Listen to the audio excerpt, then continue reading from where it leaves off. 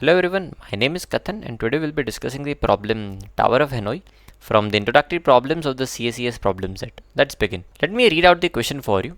So the Tower of Hanoi game consists of 3 stacks, or maybe you can call them piles, left, middle and right. You can call them A, B, C, and n round discs of different sizes. Initially, the left stack is all the discs in increasing order of size from top to bottom. So from top to bottom, we have discs in increasing order in the leftmost stack. Fine. Our goal is to move all the discs from the right stack using the middle stack. So we have to move all the discs from this A pile to the C pile using this middle pile. Why are they saying using middle pile is because on each move, we have restrictions. We can only move the uppermost disk from a stack to another stack. In a way, we can only move one disk at a time. In addition, it is not allowed to place a larger disk on a smaller disk. So there are two rules here. Only move one of the disks, and that too you cannot place a larger disk on a smaller disk, right? And our task is to find a solution that minimizes the number of moves. Fine. So what do we have to print here? See, the input line will be simple integer n, the number of disks that are present in the leftmost pile, and output will be first integer k, the number of moves that we'll have to do. And after this point, the k lines which describes the moves. The moves are described in a way like this. Each line will have two integers a and b.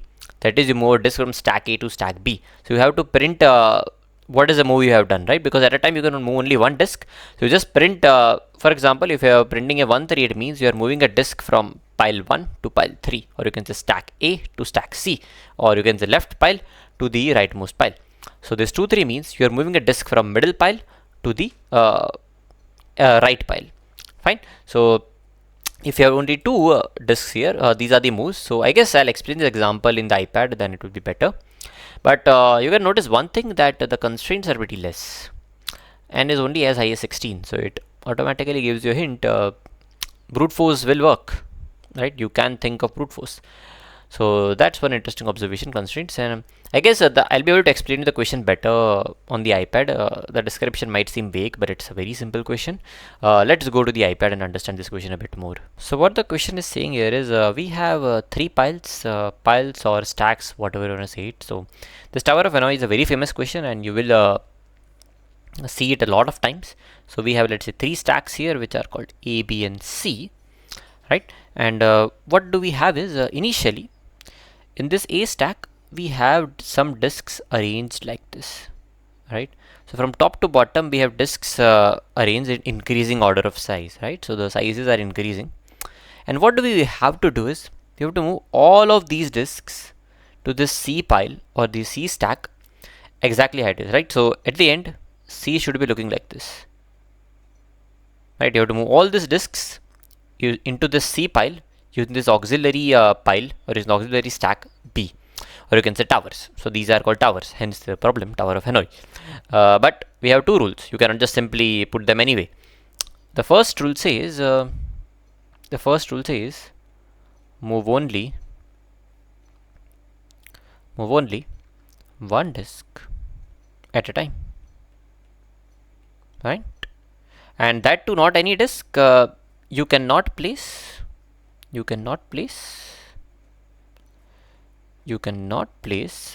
a larger disk.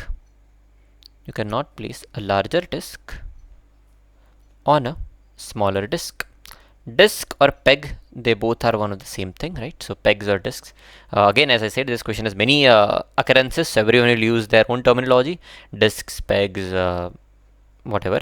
So yeah, so there are two rules. The problem is simple, right? So you have some disks here, you want to move into this pile, and two rules: only one disk at a time, and you cannot place a larger disk on a smaller disk. In a way, if you have, let's say, a smaller disk here, you cannot put a larger disk on top of it, right? Otherwise, like what you will do is you will just empty these 3 here. So you will do something like this. You will put this guy here. You will put this guy here, and you can just simply do it, right? So but deliberately this rule is given to make your life harder. So the question is simple, but it has a lot of, you can say, nuances to it. Let's build it step by step. Okay, initially, like by just looking at these two conditions and the problem, it looks vague, like what's the even point of this tower. So let's take simple. Let's say we have only one disk to consider. Let's say n is 1, right? If n is 1, we have 3 towers, and initially we only have one disk which is at the tower A, right? Or maybe let's just name it a bit better this time. Let's say this is, you can say, the start where all the disks are present. This maybe I can call it auxiliary or the helper tower, and this maybe call it as end. So if your n is 1, you have only one disk. Remember the rules, okay? Only one disk at a time. Larger disk cannot be placed on a smaller disk. Here I guess you can simply move a disk from start to end, right? So you can just take this disk and move to the end, and the job is done, right? So what did you do? You just performed 1, 3. And how many number of moves? Only one move, right? So maybe I can write a number of moves here as well. Number of moves 1, and you can say move was 1, 2, 3. You moved from stack 1 to stack 3, left to right. Fine. So n equals to 1 is simple. What about n equals to 2? Let's see. N equals to 2. So how does n equals to 2 look? Let me have the stack back. So let's say this is the stack. For n equals to 2, this time I have 2 disks here. Okay, let's call this start, auxiliary, and end. What are you gonna do? You want to move these two here, right? Rules simple. One disk at a time. Larger disk cannot be placed on a smaller disk. So like what you can do is you can first take this guy and place it here, right? That you can do. So take this guy out, place it here, the smaller guy. Then so this can be called, like, you can say, start to auxiliary, right? You have moved one disk from start to the auxiliary or the helper tower. Then what you can do is you can move this guy here, right? So from start to end you can move. So this goes here, the larger disk, and then what do you have to do? You move from this auxiliary to the end. So from this auxiliary you can move to the end, auxiliary till the end. So if you want the numbers, this will be what? This will be 1, 3. Sorry, this will be 1, 2, 1, 2. This will be 1, 3, and this will be 2, 3. Right? So if you observe, this is the same output that was expected. Like this is the n equals to 2 was the same example that was given in the CSES problem set as well. So this was n equals to 2 case. We had 3 moves, right? So the number of moves here you can already see. There are 3 moves. Fine. Now let's take n equals to 3 case. So let me bring my towers back. So these are my towers, and this will be a little bit interesting because it forms the foundation of the entire question. Fine. So for n equals to 3, let me draw my 3 disks. So 1, 2, 3. Now I want to move all 3 of them from here to here using this guy. So let me name them as well. Start, auxiliary, and end. Fine. So what are you gonna do? Think about it. Can you take inspiration from here? If you can take some inspiration from here. For n equals to 1, it was simple. You just had to take it and place it. Fine. But for n equals to 2, what effectively did is you first kept, you can say, the largest disk here, and on top of it you kept the smaller disk. Okay. So you want to do something similar, right? So maybe you want to put some way this larger disk here, and on top of it you want to arrange these 2 guys. But before that you will have to get rid of these 2 disks, right? So if you want the start to be placed at the end, these 2 has to be gone, right? So these 2 have to be gone. So effectively what you have to do is, gone means where gone? They will be gone here, right? So before you do this move, you will have to get rid of these 2 in this auxiliary part.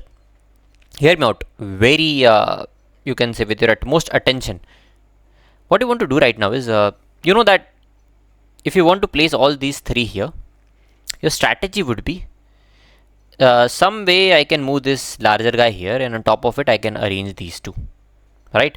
But to do that, first I have to get rid of these 2. So let's just get rid of these 2 here. So hear me out. You want to move these 2 disks from this tower to this tower, and you can take help from this tower. Again, you want to move two disks which increases from top to bottom, from some tower to some other tower, using some auxiliary tower. Does this remind you of just this case?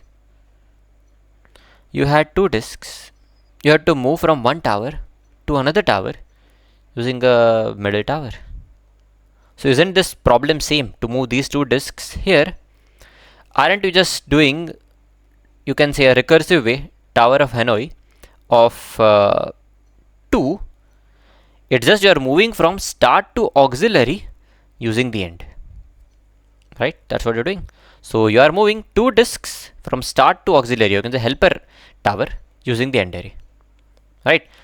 You know how that is supposed to be done. So these two will be moved here. Right? So this guy, you can say this guy's job is to perform these moves. So this you can do. Fine. Very interestingly, you can do that. So these two pegs are moved here. And then you can happily move this, you can say the largest disk to this end. So you can happily move from start till end. So in a way, this is the move from the largest move from start till end. Fine. Makes sense. So this guy will go and sit here. Now what do you want to do? You want to place these two disks on this guy using this. Again, here very attentively, we have two disks, right? You have two disks increasing from top to bottom with increasing size from top to bottom. You want to place it on a tower using help from some other tower. Isn't this same as moving two disks from this time your start as auxiliary guy to the end guy using the starting tower? You want to move these two disks from the helper tower to the end tower using the starting tower. So isn't this same as this problem? It's just the numbering will be different, but that's not an issue. We have passed in a way that the numbering will be handled, right? So yeah, I mean, this will be what? This will be 3 moves, this will be 3 moves, and one more move. So total there will be 7 moves. Let's take it one more step further then. I guess we have got the idea now. N equals to 4. Let me bring my towers back. So these are my towers. And here the problem is we have 4 disks. Right, so we have 4 disks and we want to move it from this, you can say, starting tower to the ending tower using auxiliary tower. So the 4 disks or pegs are like this. Right? So this is the problem that we have. Now, my approach would be move this 3 disks first here. Okay, so move this 3 disks first here. Right, move this 3 disks like this. So what does it say? Do Tower of Hanoi with 3 disks from start to auxiliary tower using end as my, you can say move from start to auxiliary tower using this guy as helper, using the end tower as helper. Fine, you can do that, and then move start to end. Fine, so that will be not an issue. Start to end. Okay, I guess messed up the okay, start to end. So this you can move here. Fine, and then move from auxiliary to end using start as helper. So you have 3 disks. Move from auxiliary to end using start as helper. Right? So do you see a recurrence here?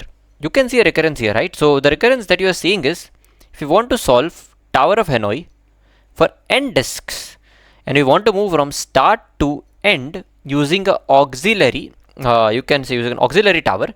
So what do you mean by that is, see, this will be initialized to whatever n value is, maybe 4. The start will be initialized to 1, end will be initialized to 3, and a will be initialized to 2. Right? The stack numbers that we have. If you want to do this, what you'll have to do is first move n minus 1 disks from S to A from the first guy, from the left to the middle stack using using end as helper. So it is simply Tower of Hanoi n minus 1 SAE, right? Simple. And then so you have moved, so I'll go it again. So you had this, you had 4 disks. So first you move these 3 disks here using the help of this, right? So that's what this recurrence says. So let's move these 3. So if you can move these 3 here, they will be here. Fine. Then what do? You move the largest disk to the end, right? So it will be simple. You can print it probably, right? So print SE, the move here. So this you can say move largest disk. Move the largest disk. Maybe I'm blocking it. Yeah. So that's that. And then what do you have to do? So once you move the largest disk, once you have moved the largest disk here, now your job is take these n minus 1 disks from A and put it to E using S, right? So you have n minus 1 disks, you take it from A, the middle tower, you have to put it to end using start as helper, right? So this is how the recurrence looks, but there will be of course be a base case. The base case you already know, the smallest possible case.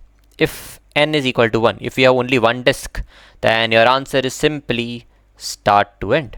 And of course don't forget to return, like you don't want to continue the recurrence, like recursion, right? N equals to 1 case, right? You already know, we already discussed it, right? So I mean, yeah, the question is done and dusted actually.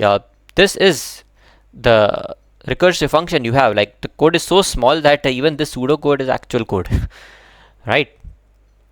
So that's about Tower of Hanoi. I guess we solved it somehow magically. So that's the magic of recursion. Like sometimes you get to solve a question so beautifully that you don't even realize you have solved the question. Now what we have to do is we have to analyze the time complexity.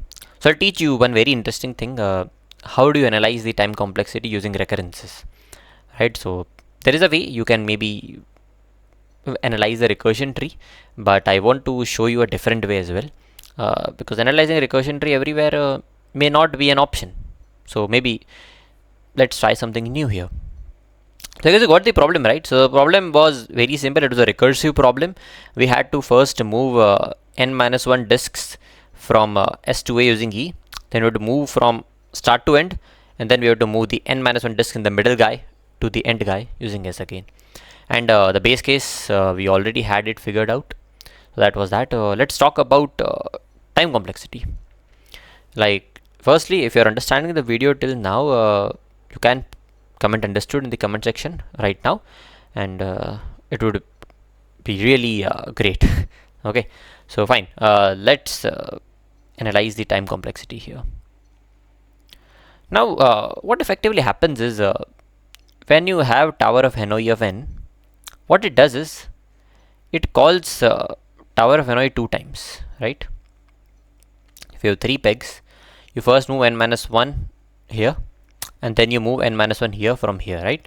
So definitely to calculate Tower of Hanoi of n, you are calculating doing two more Tower of Hanoi calls. It's just with n minus 1 disks, right?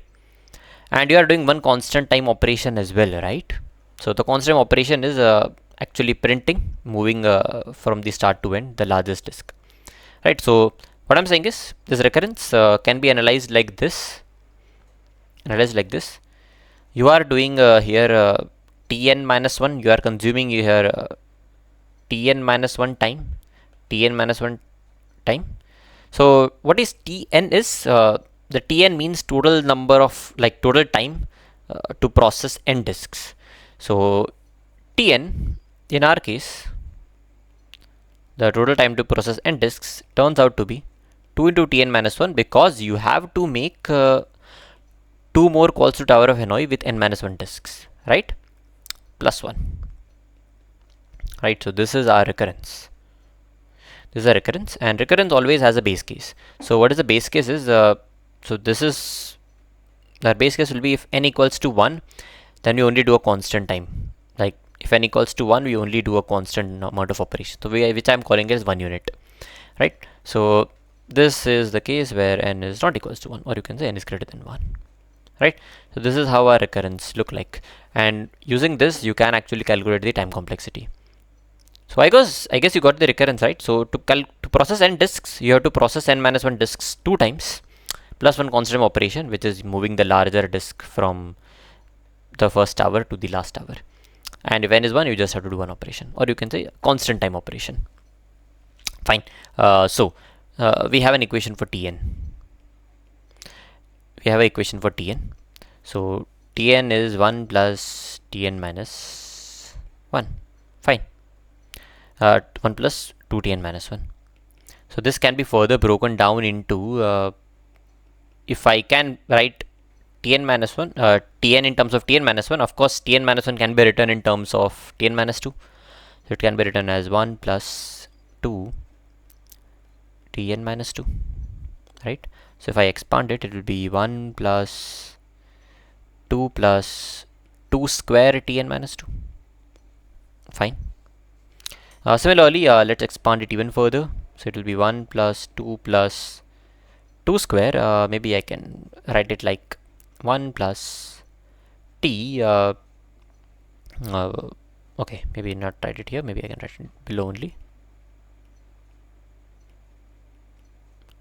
So it can be written as t square 1 plus 2 Tn minus 3. 2Tn minus 3. Fine. So if you expand it further, it can be 1 plus 2 square plus 2 cube Tn minus 3. I guess we have written it enough. So now we can generalize it. You can generalize it like this. We have for some k 1 plus 2 plus so on till 2 power k till 2 power k minus 1 plus 2 power k t. If there is 3 here, there is 3 here. If there is 2 here, if there is 2 here, there is 2 here. So this will be Tn minus k. Now where does this recurrence stop? This recurrence stop where this has become T1, right? So your recurrence will stop where you have n equals to 1, right? So that's what we are gonna do. So this recurrence will stop if n minus k is equal to 1. In other words, k is equal to n minus 1. Fine. So if this is the case, let's plug these k values. So then we'll have 1 plus 2 plus so on till 2 power n minus 2 plus, if k is n minus 1, 2 power n minus 1 into T1. Fine. So T1 is 1. So this you can erase it. So this will be what? The total time or total number of operations that you have. And this is just a GP. So if you calculate it, it will be 2 power n minus 1 upon 2 minus 1, which turns out to be 2 power n minus 1. So in other words, the time complexity here turns out to be order of 2 power n, right? So like that's how we solve a recurrence. There's one more thing. By solving this recurrence, what you effectively solved is you also solved a recurrence for number of moves. Why?